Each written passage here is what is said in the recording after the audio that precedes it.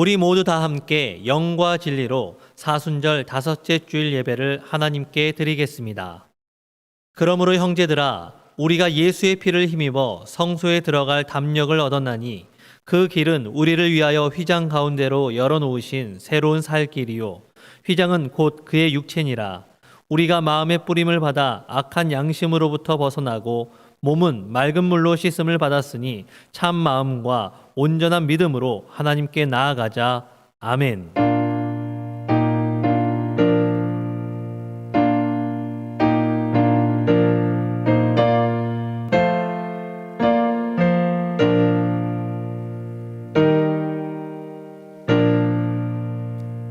창조주 하나님, 고난주간을 눈앞에 두고 저희들이 주의를 지켜 예배합니다. 온 세상 만물들이 봄비를 기다리듯이 저희들도 하나님께서 허락해 주실 은혜의 단비를 사모하고 있습니다. 예수님의 고난을 묵상하며 그 발자취를 따를 때에 우리의 심령이 다시 한번 구원의 은혜를 깨닫게 하여 주옵소서. 오늘도 주의 종을 통하여 들려주시는 말씀을 통해 십자가의 사랑을 마음에 새기게 하여 주옵소서. 또한 우리가 드리는 예물과 기도와 헌신을 받으시고 홀로 영광을 거두어 주옵소서. 예수님의 이름으로 기원하옵나이다. 아멘.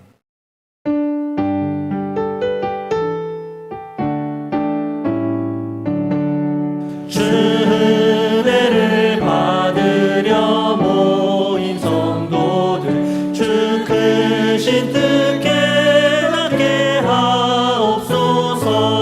내 고통의 멍에를 다 벗게 되니 날 구속하신 이를 찬양하리.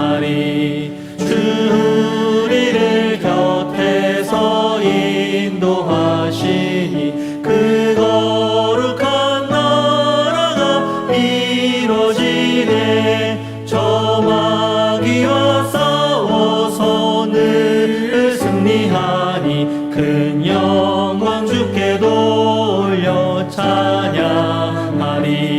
주 우리의 방패와 창검 되시니 나 승리의 주님을 따릅니다.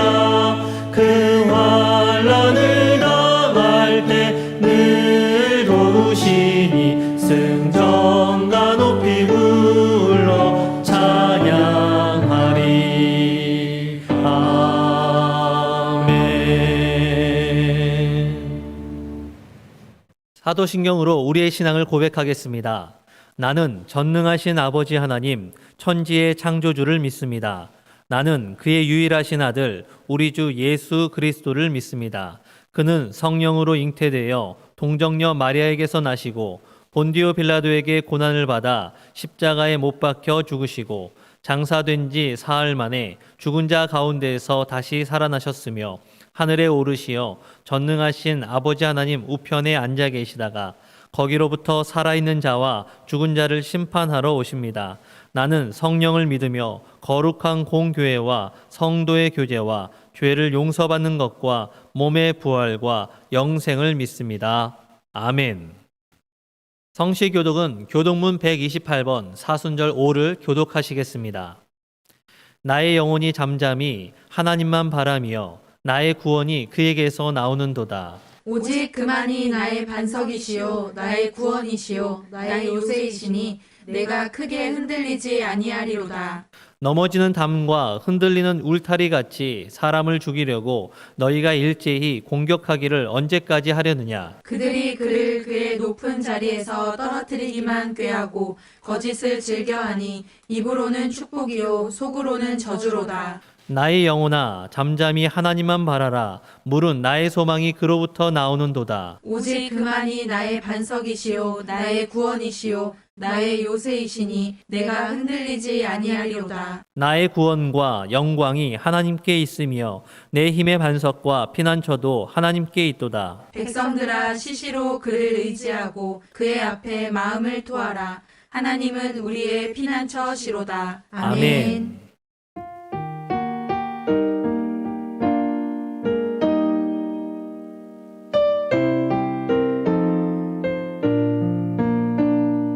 내 맘이 나 심는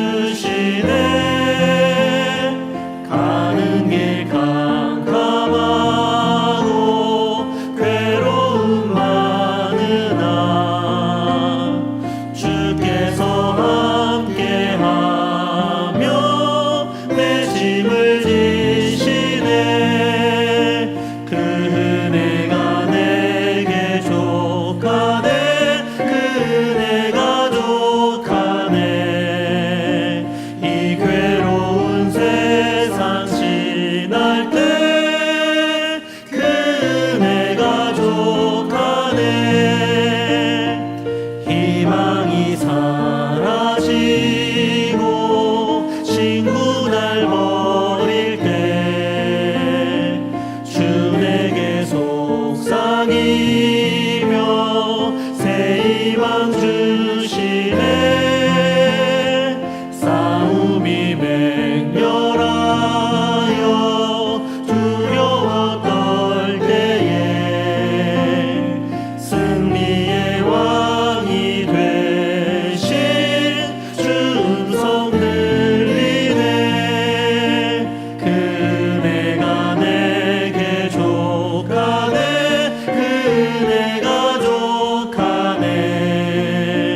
이 괴로운 세상 지날 때 그네가 족하네. 번민이 가득 차고 눈물이 흐를 때 주 나의 곁에 오사 위로해 주시네. 환난이 닥쳐와서 어려움 당할 때 주님의 능력 입어 원수를 이기네. 그 은혜가 내게 족하네. 그네가 족하네. 이 괴로운 세상 지날 때 그네가 족하네.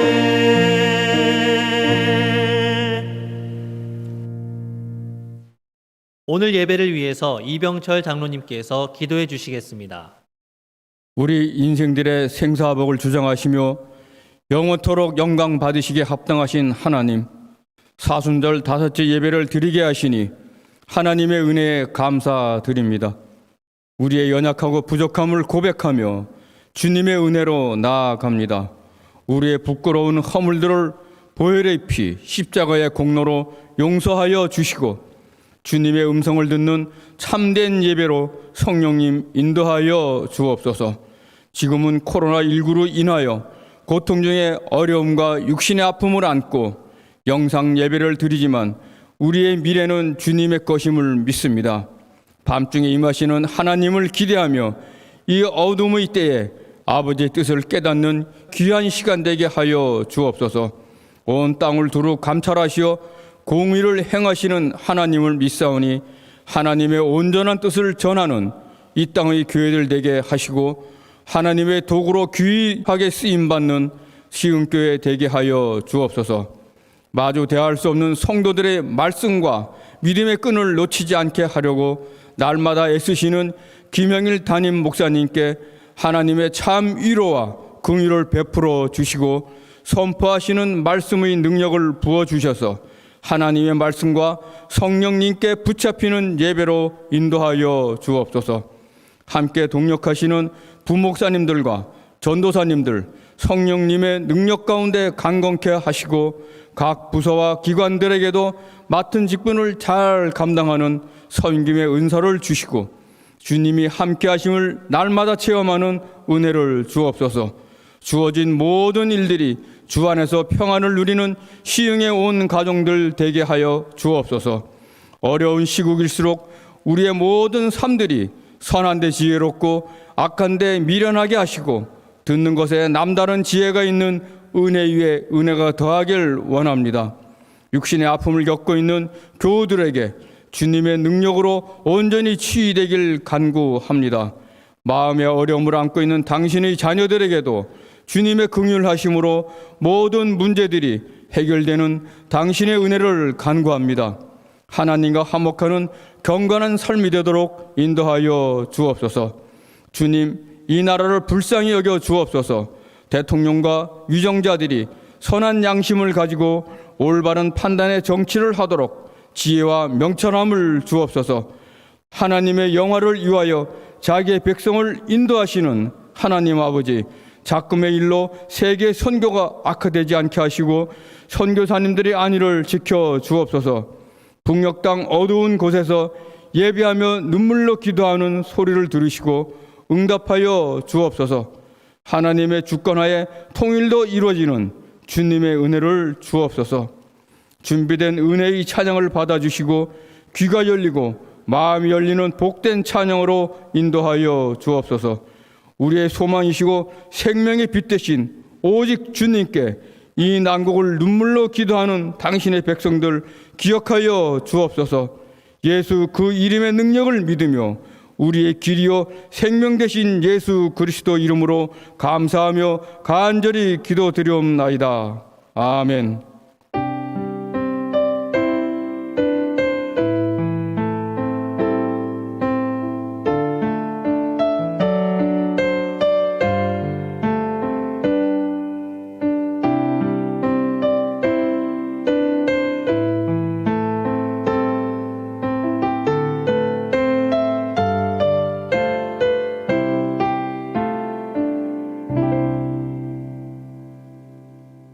오늘 이 시간 우리에게 주시는 하나님의 말씀은 열왕기하 25장 27절에서 30절까지 말씀입니다. 열왕기하 25장 27절에서 30절까지 말씀은 구약성경 607페이지입니다. 이 말씀을 통하여 하나님의 음성을 들으시길 바랍니다. 유다의 왕 여호야긴이 사로잡혀간 지 37년, 곧 바벨론의 왕 에윌무로닥이 즉위한 원년 12월 그달 27일에 유다의 왕 여호야긴을 옥에서 내놓아 그 머리를 들게 하고 그에게 좋게 말하고 그의 지위를 바벨론에 그와 함께 있는 모든 왕의 지위보다 높이고 그 죄수의 의복을 벗게 하고 그의 일평생에 항상 왕의 앞에서 양식을 먹게 하였고 그가 쓸 것은 날마다 왕에게서 받는 양이 있어서 종신토록 끊이지 아니하였더라. 아멘.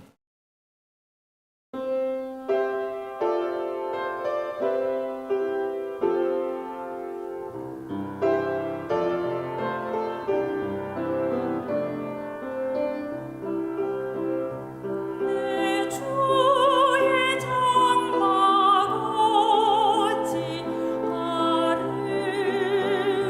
아름다운지 내 영혼 주의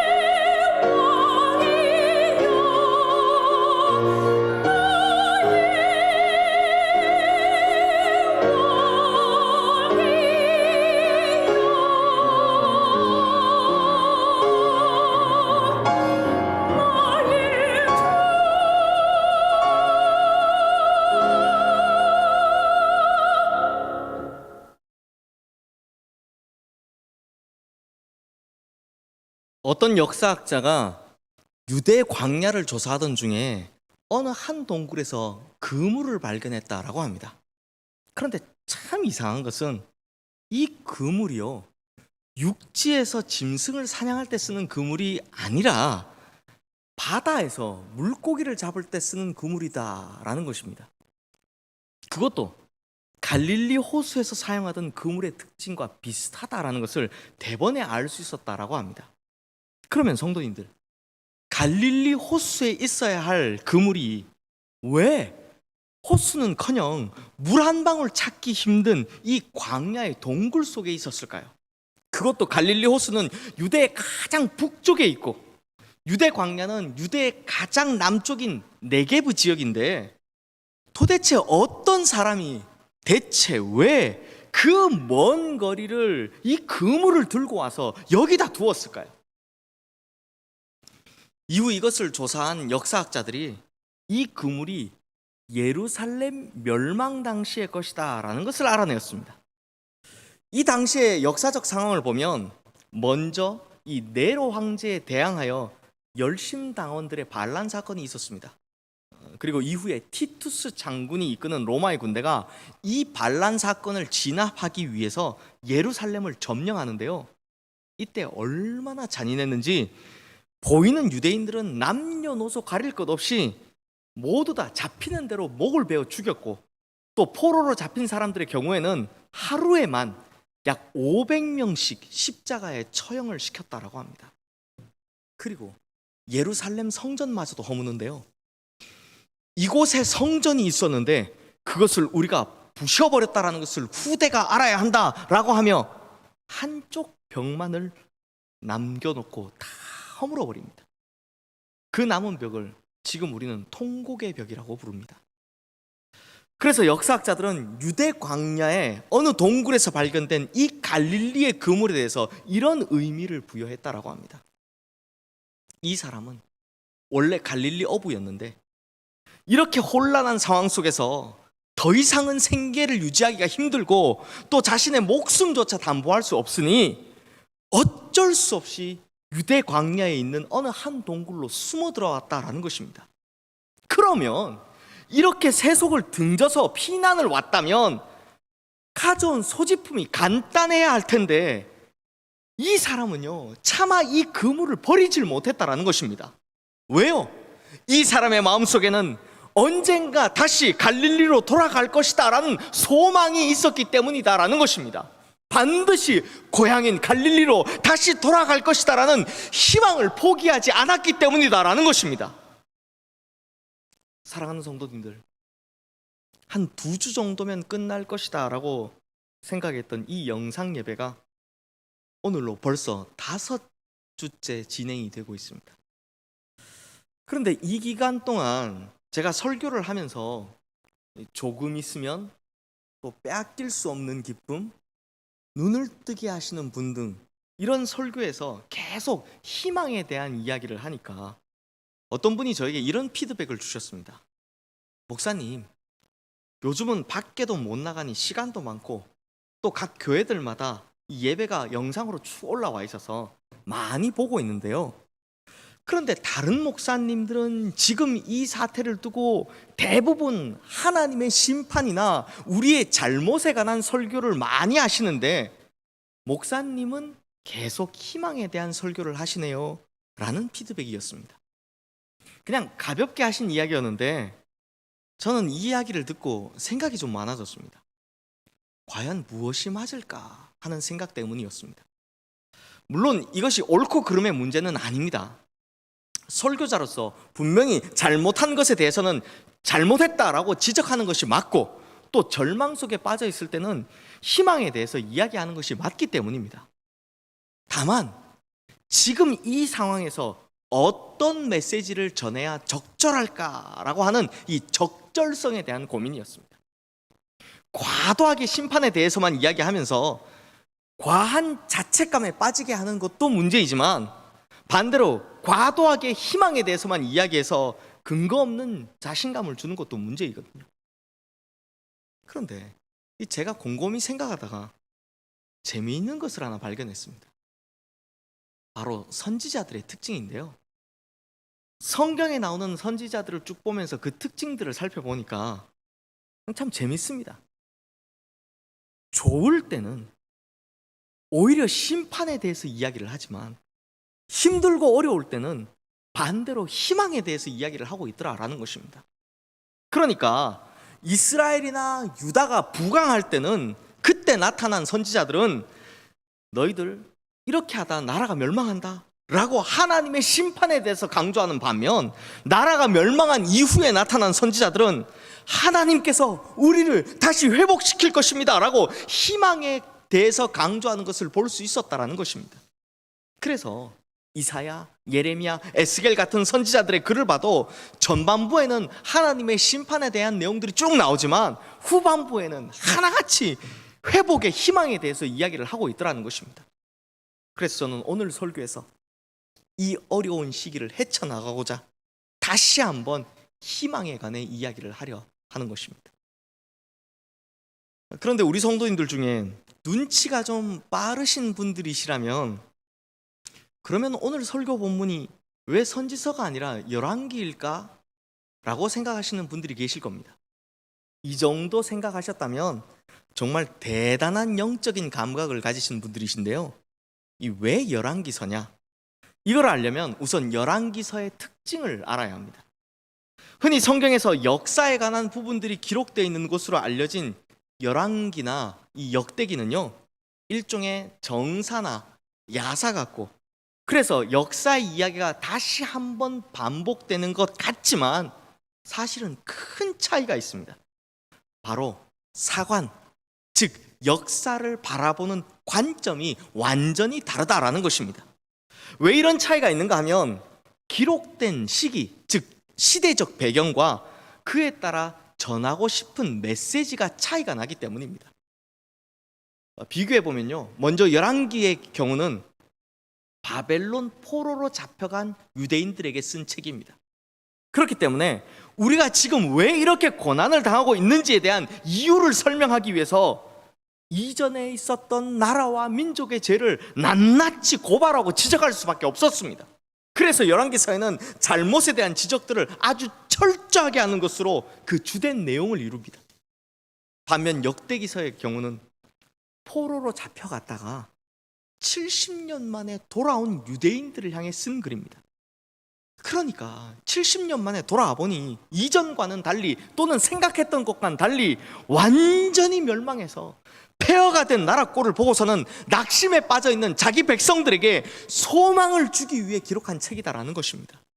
그러다 보니 역대기서에는요, 예전에 다윗이라는 아주 훌륭한 왕이 있었고 이런 왕이 다시 와서 우리를 회복시킬 것이다, 그의 계보를 통해서 메시아가 올 것이다 라는 이 내용을 강조하기 위해서 다윗 왕가의 장점을 집중적으로 부각시키고 있는 것을 볼 수 있습니다. 그러다 보니 이 밧세바 간음 사건 같은 내용도 빠졌고요, 또 족보에도 북쪽 이스라엘 왕 계보는 아예 없습니다. 그러니까 똑같은 사건을 기록한다 하더라도 열왕기서는 단점이나 잘못된 점을 부각시켰고 역대기서는 장점이나 잘한 점을 부각시켜서 기록하고 있다는 것입니다.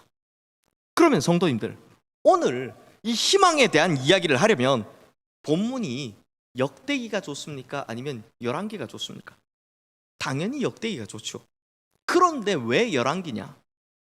그건 이 열왕기서의 맨 마지막에, 그러니까 이 책이 다 기록된 이후에 마치 추가된 듯 기록된 마지막 4절이 정말 어마어마한 반전을 보여주고 있기 때문입니다.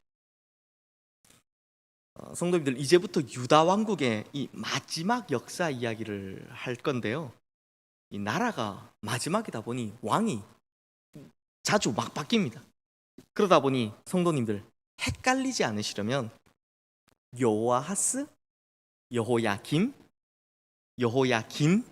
시드기야, 이 4명의 왕의 이름을 잘 기억해 두시기를 바랍니다. BC 605년 북쪽에 있던 바벨론 제국은 갈그미스 전투에서 당시 남쪽의 전통적인 대국이었던 애굽의 군대를 전멸시키고 중동의 광활한 지역을 제패하게 되었습니다. 그리고 그해 느부갓네살이 바벨론 제국의 왕위에 오르게 됩니다. 그러니 당시 유다의 왕이었던 여호야김은 우선 바벨론에게 충성을 약속합니다. 그런데 사실 이 여호야김은요, 친애굽 정치인이었습니다. 그럴 수밖에 없었던 것이, 그나마 유다의 훌륭한 왕이었던 요시야가 죽은 후에 백성들은 그래도 요시야의 아들 중 가장 똑똑하다고 알려진 넷째 아들 여호아하스를 유다의 왕으로 옹립합니다. 그런데 딱 석 달 후 애굽 왕 느고가 쳐들어와서 여호아하스를 붙잡아가고 요시야 왕의 둘째 아들이었던 여호야김을 대신해서 왕으로 세운 것입니다. 그러니 여호야김은 자기를 왕으로 세워준 이 애굽 왕 느고의 충신이 될 수밖에 없었던 것이죠.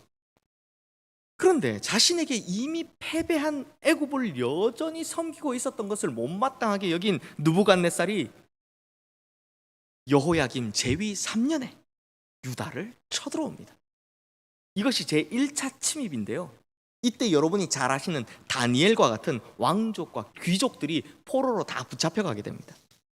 그리고 여호야김은 이후 3년 동안 억지로 바벨론을 섬기게 되는데요, 그 사이, 즉 이 3년간 재정비를 한 애굽이 BC 602년 다시 한번 바벨론과의 전쟁을 치릅니다.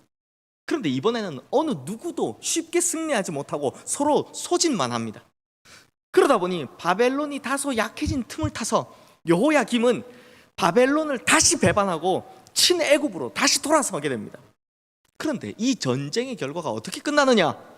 결국 바벨론이 이기고 이후 애굽은 다시는 자신의 국경을 한 발짝도 넘어오지 못했다라고 성경은 기록하고 있습니다. 그러니 바벨론이 이 유다를 이제 가만히 놔두겠습니까? 그런데 때마침 여호야김이 죽어버립니다. 그리고 18살짜리 그의 아들 여호야긴이 그 자리를 이어받는데, 왕이 된 지 딱 석 달째 되던 BC 598년 12월 바벨론의 군대가 예루살렘으로 진격해 오고야 말았습니다. 이때를 2차 침입이라고 하는데요, 바벨론이 쳐들어오자마자 여호야긴은 자신들에게 대항할 힘이 없다는 것을 알아요. 그래서 자기는 아버지와는 다르다라는 것을 보여주기 위해서 성문을 활짝 열어버립니다. 그리고 자기와 또 자기 어머니와 모든 신하들과 함께 곧바로 나가서 바벨론 왕에게 항복합니다 라는 모습을 보여줍니다. 아마 여호야긴은요, 이렇게 하면 당연히 바벨론 왕이 봐줄 것이라고 생각을 했던 것 같아요. 그러나 바벨론 왕 느부갓네살의 입장에서는 이미 한 번 배신한 나라잖아요. 그러니 조금도 관용을 베풀지 않습니다. 오히려 여호야긴뿐만 아니라 함께 나온 그의 어머니와 신하들 모두 다 사로잡습니다. 게다가 예루살렘에서 싸울 만한 용사 1만 명과 또 모든 쓸만한 사람들을 다 포로로 끌고 가고, 게다가 성전과 궁전에 있는 보물들도 다 가져가 버렸다라고 합니다. 그리고 이때 끌려간 사람 중에 우리 성도님들이 잘 아시는 에스겔이 있습니다. 자, 그럼 이제 느부갓네살의 입장에서는 친바벨론 성향을 가진 왕을 세워야 되겠죠. 그래서 여호야긴의 삼촌 시드기야로 대신해서 유다의 왕이 되도록 했습니다. 그런데 이 시드기야마저도 바벨론을 배신합니다. 그러자 바벨론이 곧바로 올라와 예루살렘을 치지만, 예루살렘이요 워낙 난공불락의 성이다 보니 근 2년간의 시간 동안 버티게 됩니다. 그러나 문제는 2년 동안 출입 자체가 안 되다 보니 성 안의 식량이 다 떨어져 버린 것입니다. 예레미야 애가에 보면 이때 당시의 상황이 얼마나 심각했는지, 어머니가 자기가 낳은 아들을 잡아먹을 지경이었다라고 전해주고 있습니다. 상황이 이 지경이 되니 결국에는 성을 방어할 능력이 완전히 상실해버리게 된 것이죠. 그리고 이 틈을 타서 바벨론의 군대는 성벽에 구멍을 뚫어 결국 예루살렘을 성을 공략하게 됩니다. 그리고 최종적으로 BC 586년 유다의 왕국은 완전히 멸망하게 되어버립니다. 그런데 느부갓네살의 입장에서는 얘네들이 3번이나 배신했으니 더는 안 되겠다라고 생각했겠죠. 그래서요 왕족을 멸절시켜버립니다. 그래서 시드기야의 아들들을 시드기야의 목전에서, 즉 보는 앞에서 다 죽여버리고 시드기야는 두 눈이 뽑힌 채 쇠사슬에 결박되어서 바벨론까지 포로로 끌려가게 됩니다. 그래서 열왕기의 마지막 장인 열왕기 하 25장의 내용을 보면 예루살렘 성이 함락된 후 예루살렘 성전과 왕궁이 불타게 되었고 그곳 백성들은 무참히 죽임을 당하거나 혹은 포로로 끌려가는 등 완전히 회생이 불가할 정도로 멸망을 당해버린 모습을 전해주고 있습니다.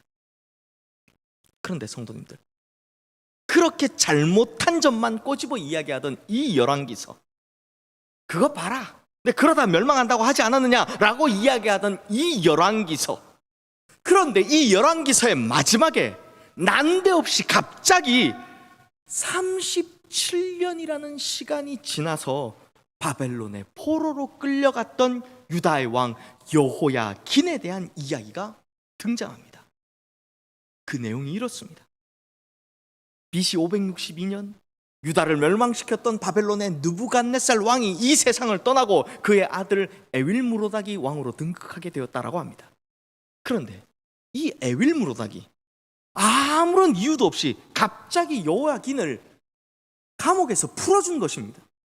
게다가 단순히 풀어주기만 한 것이 아니었습니다.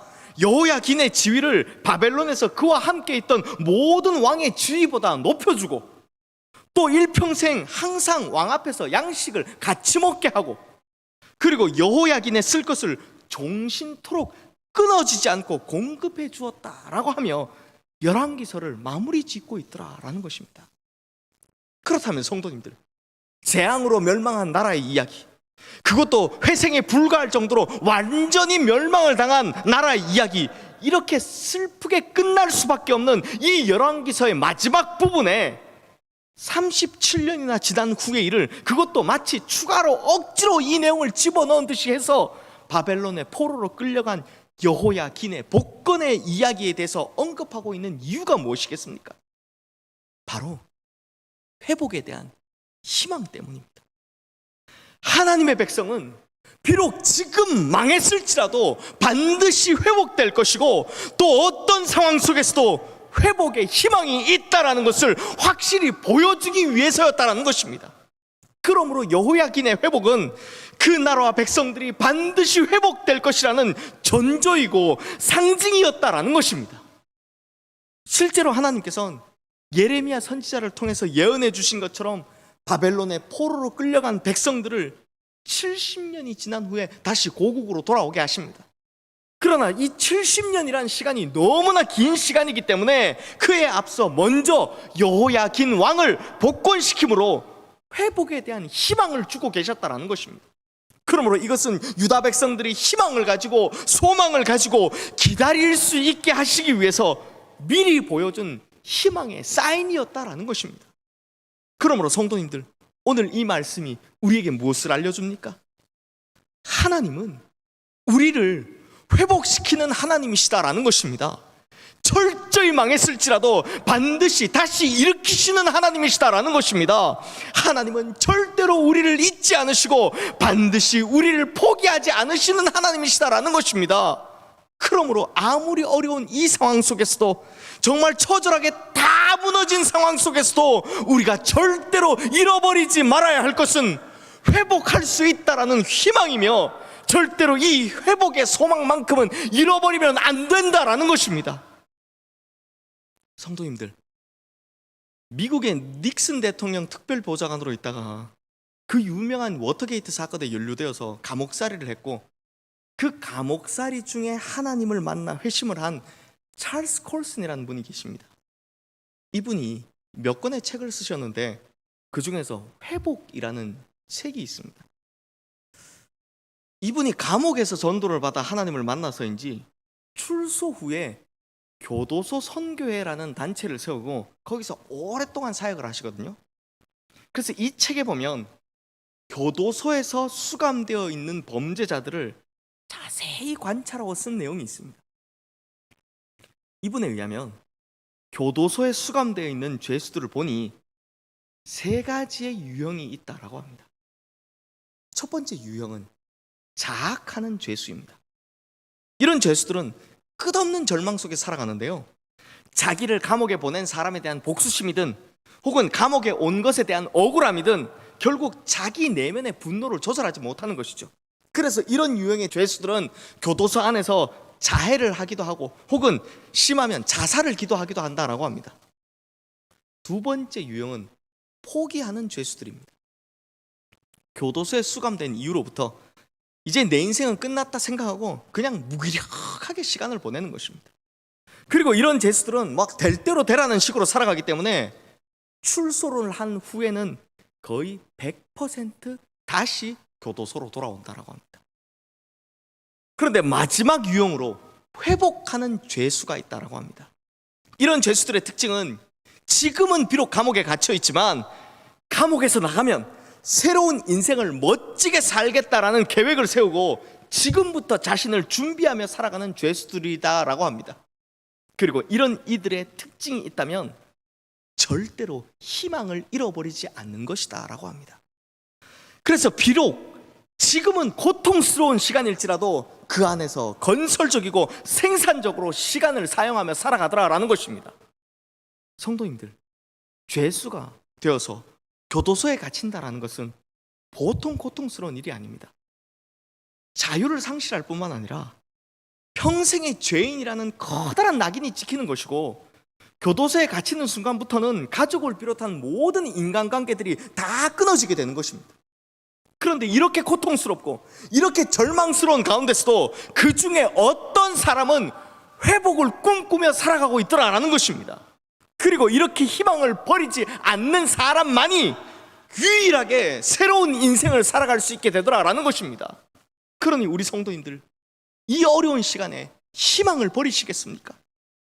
코로나19 바이러스로 인해 생명을 잃을까 하는 두려움이 있고, 또 자유롭게 돌아다니는 것에도 제약이 있으며 경제적으로도 너무나 어려운 이 시기에 그렇다고 우리가 희망마저도 버려서야 되겠습니까? 오늘 말씀은 분명히 우리에게 하나님께서는 절대로 회복의 소망을 잃지 말고 살아가라 라고 말씀하고 계시다라고 합니다. 성도님들, 이사야 30장 26절 말씀에 보면 이런 말씀이 있습니다.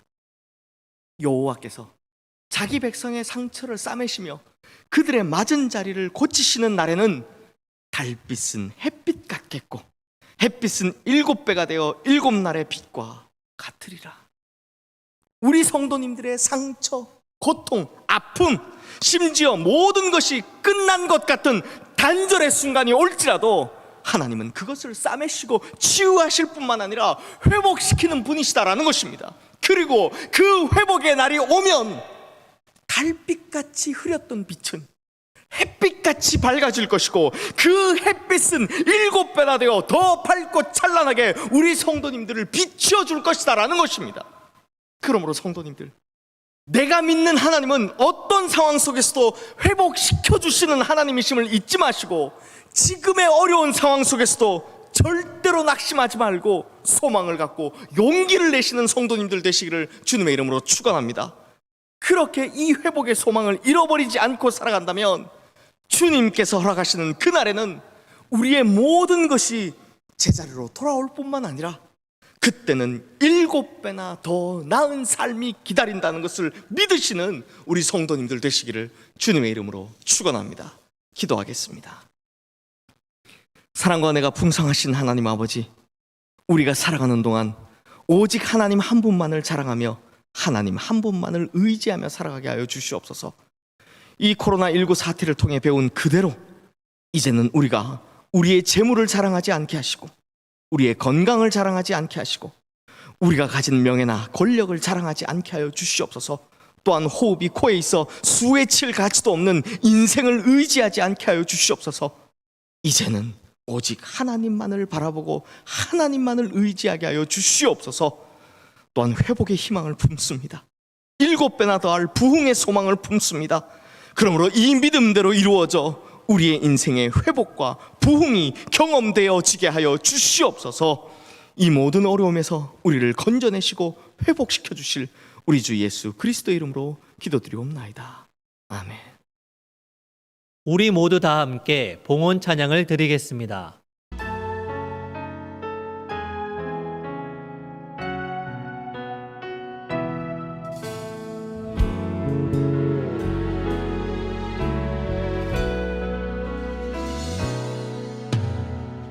따스한 곁을 내어주신 주님 앞에 나아갑니다. 표현 못할 그늘로 나를 붙드시는 주 이름만 바라봅니다.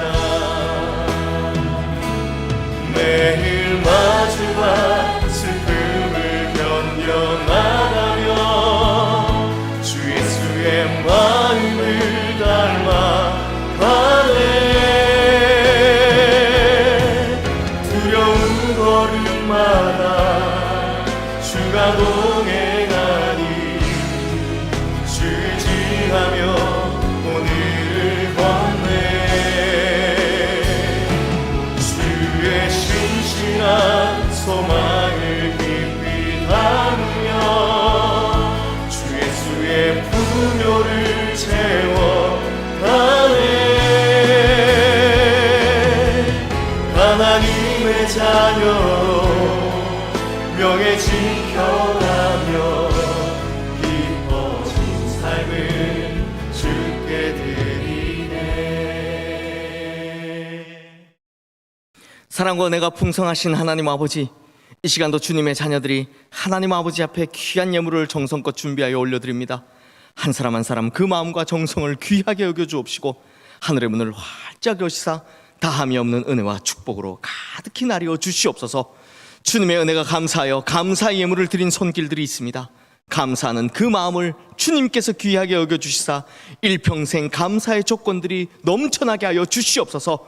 심지어 감사할 수 없는 조건 속에서도 감사하고 있사오니 이 감사로 말미암아 막혔던 인생의 모든 문들이 다 열려지는 놀라운 축복이 있게 하여 주시옵소서. 또 믿음으로 10의 1조의 예물을 드리는 손길들이 있습니다. 이 예물은 주님께서 명하시고 주님께서 약속하신 것이오니 그 약속하신 바대로 누르고 흔들어 넘치는 축복으로 채워 주시옵소서. 또한 21조에는 내 인생의 주인이 하나님이시다라는 고백이 담겨져 있사오니 이 예물을 드린 이의 인생에 하나님께서 친히 주인 되어 주시어 인도해 주시는 형통함의 축복 채워 주시옵소서. 또한 다음 세대들의 구원과 부흥을 위해 교육발전 기금을 드리는 손길과 서원한 것들을 갚기 위해 또 어려운 일수를 돕기 위해 드리는 올정헌금, 성경금, 장학헌금, 사랑의 후원금 등 각양다양한 예물을 드린 손길 위에도 복을 내리시사 나눠주고 베풀어주는 그 손길이 끊어지지 않고 오히려 나눔과 베품의 지경들이 더욱더욱 늘어날 수 있도록 주님 주시는 풍성함의 축복 누리게 하여 주시옵소서. 하나님 아버지, 이 예물이 오직 하나님의 나라와 의를 위하여 쓰임받기를 소망합니다. 이 예물이 쓰여지는 곳에서 상처 입고 지치고 외로운 이웃들, 또 죽어가는 영혼들이 주님께로 돌아오는 역사가 일어나게 하옵시고 이 예물로 말미암아 수많은 하나님의 영광이 드러나게 될 때에 이 예물을 드린 손길들이 하나님의 영광을 드러낸 자라 칭찬받게 하여 주시옵소서. 또한 이 예물이 주님의 전을 날마다 은혜롭게 하며 부흥케 하는 일에 거룩히 사용되게 하여 주시옵소서. 우리의 삶의 주인 되신 우리 주 예수 그리스도의 이름으로 간절히 축복하며 기도드리옵나이다. 아멘. 교회 소식을 알려드리겠습니다. 예배 안내입니다. 오늘은 사순절 5째 주일입니다. 우리를 죄에서 구원하시기 위해 십자가를 지신 예수님의 고난을 기억하고 감사하는 사순절 기간을 보내시기 바랍니다. 다음 주일은 종려 주일입니다. 오늘 주일 예배는 오전 7시부터 온라인을 통해 참여하실 수 있습니다. 참여 방법은 유튜브에서 시흥교회를 검색하시거나 시흥교회 홈페이지를 통해 참여하실 수 있습니다. 매일 묵상은 매일 오전 7시부터 유튜브와 홈페이지를 통해 시청하실 수 있습니다. 다음 주일 예배는 사태의 추이를 고려하여 추후 공지하겠습니다. 교회학교와 청년부 예배, 새벽 기도회를 비롯한 교회의 모든 모임과 소망의 나무 어린이 작은 도서관 운영 등은 추후 공지가 있을 때까지 당분간 중단합니다. 각 교육부서 예배는 소속된 학생과 어린이들에게 맞게 보내드리는 예배 활동 자료를 활용하여 가정에서 부모님과 자녀들이 함께 예배 드리시기 바랍니다. 교우동정입니다. 서부구역 김원희 성도의 시부이신 고 조병은 성도께서 하나님의 부르심을 받아 은혜 가운데 장례를 잘 마쳤습니다. 엘리베이터 착공 예배를 어제 드렸습니다. 모든 공사 일정이 은혜 가운데 순탄하게 이루어질 수 있도록 기도해 주시기 바랍니다. 시흥교회 코로나19 대응 지침 안내입니다. 주중에 모든 교회 시설물과 건물 출입을 전면적으로 제한합니다. 추후 중요한 공지사항 및 변동사항은 수시로 홈페이지와 단체 문자를 통해 공지해 드리겠습니다.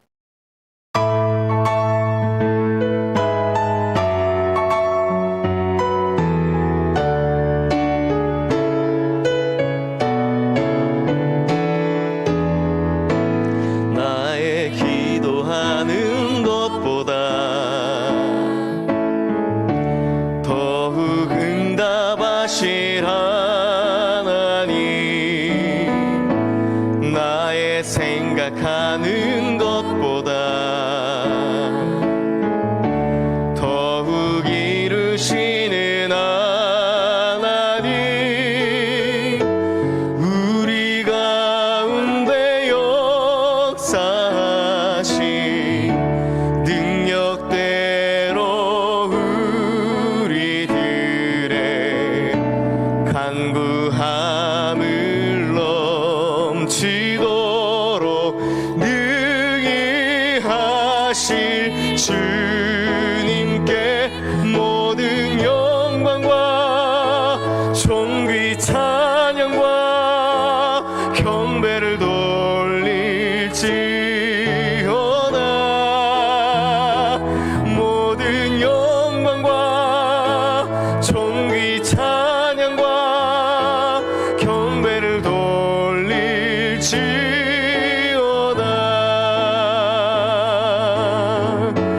우리 가운데 역사하신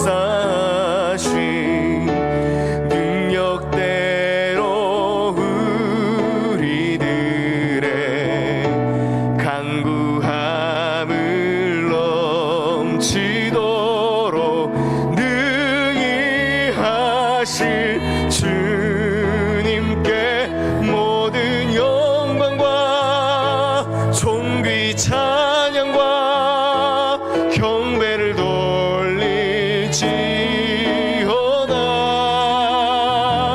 모든 영광과 존귀 찬양과 경배를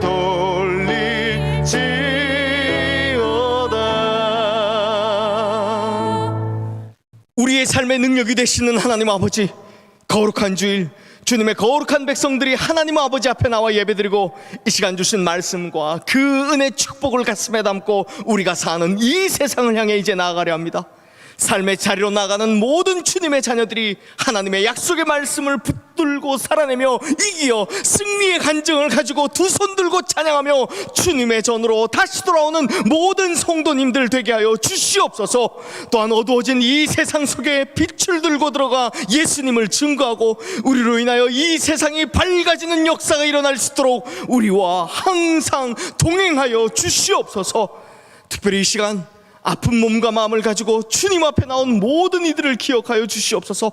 아픈 부위부위마다 올린 그 손 위에 이 시간 주님의 못자국 난 손, 피 묻은 손으로 함께 오르만져 주시고 주님의 보혈을 머리끝부터 발끝까지 채워주시어 나사렛 예수 그리스도 이름으로 말미암아 모든 아픔들이 치유되는 역사가, 모든 질병들이 떠나가는 역사가 일어나게 하여 주시옵소서.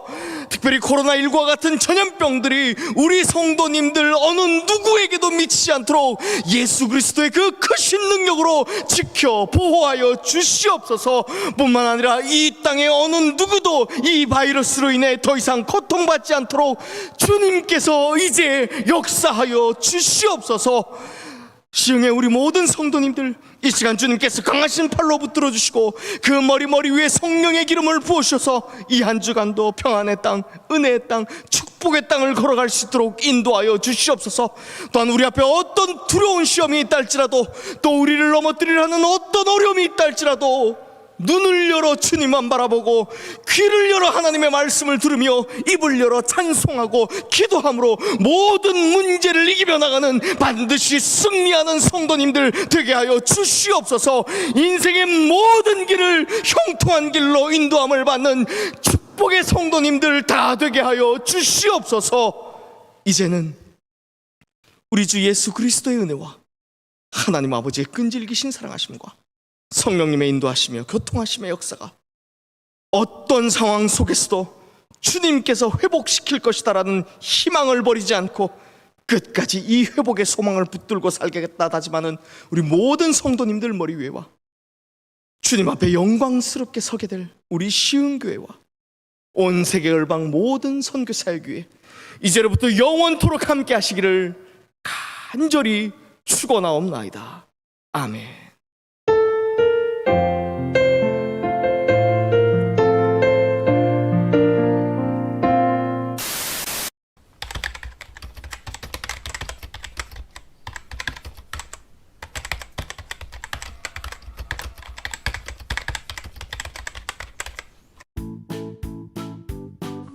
성도님들, 제가 지금까지 들어왔던 수만 편의 설교 중에서 저의 인생을 통틀어 가장 위대하다고 생각했던 설교는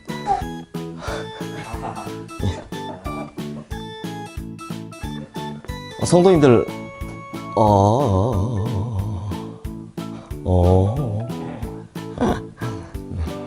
자, 카톡 또 올릴라. 이 검은요, 사람을 죽일 때 죽일 목적으로 사용해요. 다시. 잘했어. 그런데 파리 한 마리가 웽 하고 날아. 물 한 잔 먹을까 할게.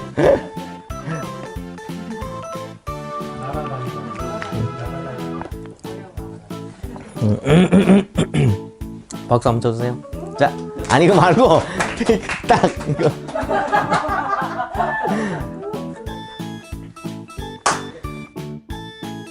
바로 다윗을 성군으로 만든 원동력이라고요.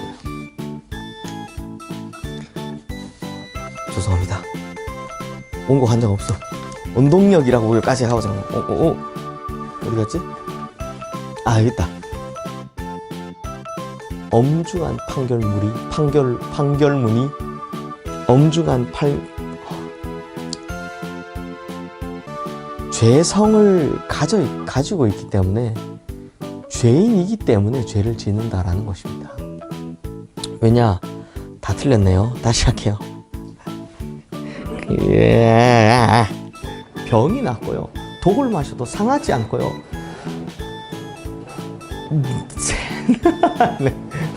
여기 잠깐 할게요. 3장 16절이죠. 하나님이 세상을 여기 잠깐 끊고 갈게요. 네, 좋은 아침입니다. 커피 한잔 하실래요? 네. 네. 좋은 아침입니다. 커피 한잔 하실래요? 너무 많이 마셨어. 잠깐.